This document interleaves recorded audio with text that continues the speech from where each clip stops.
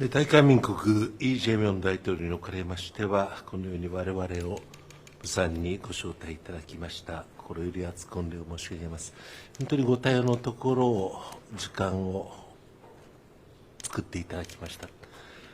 心より厚く御礼を申し上げますし、また、ご列席の政権幹部の皆様方にも厚く御礼を申し上げます。この釜山は、晴れた日には対馬が見えると言われる土地であります。両国の近さを示しておりますし、今大統領がお話のように、飛行機で2時間で参りました。おそらく私の出身地から飛行機で1時間だろうと思います。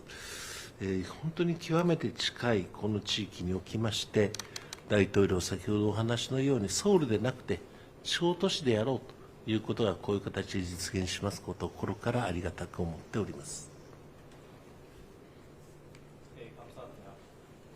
대한민국 이재명 대통령님께서 이렇게 저희를 부산에 초대해 주셔서 진심으로 감사합니다. 정말로 바쁘신 가운데 시간을 내주셔서 진심으로 감사하고, 그리고 이 자리에 모이신 정부의 간부 여러분들께도 진심으로 감사 말씀드립니다. 여기는 맑은 날에는 스시마가 보일 정도로, 아까도 보일 정도로 가까운 곳입니다. 아까 말씀하신 것처럼 비행기를 타고 2시간밖에 안 걸립니다. 아마도 제 고향에서는 1시간밖에 안 걸릴 것 같습니다. 이렇게 아주 가까운 지역에서 대통령께서 말씀하신 것처럼 서울이 아니라 지방에서 정상회담을 가지자고 제안해 주셔서 이렇게 실현하는 것을 진심으로 감사하게 생각합니다. 釜山は朝鮮通信使の日本への出発の地でもありました。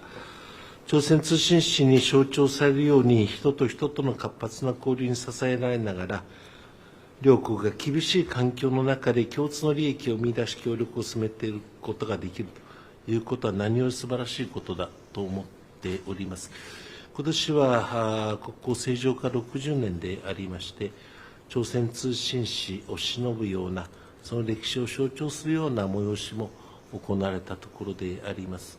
多くの人々が朝鮮の素晴らしい文化と、そして日本とのつながりというものに感銘を深くしたところであります。부산은 조선통신사가 일본으로 출발한 곳이기도 합니다. 조선통신사의 상징되는 활발한 인적교류에 힘입어 양국이 엄중한 환경 속에서 공동의 이익을 찾아내 협력을 추진해 나갈 수 있으면 얼마나 좋겠습니까? 올해는 한일 국교 정상화 60주년이 되는 해입니다.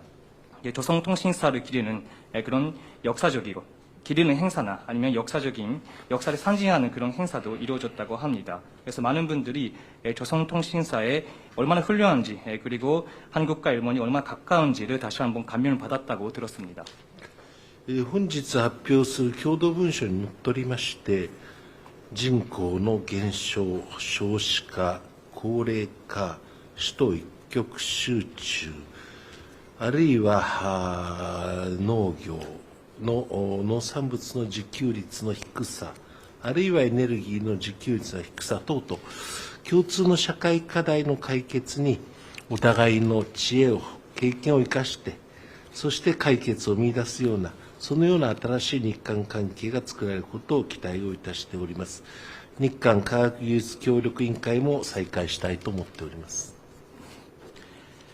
오늘 발표할 문서에 따라서 인구 감소, 저출산 고령화, 그리고 수도권 집중, 그리고 농업, 농산물의 낮은 자급률, 그리고 에너지의 낮은 자급률 등등 공동의 사회 문제를 해결하기 위해서 서로 지혜와 경험을 공유하면서 양국 관계를 만들어 질 수 있으면 좋겠습니다. 그래서 양국의 과학기술 협력위원회도 재개하길 희망합니다.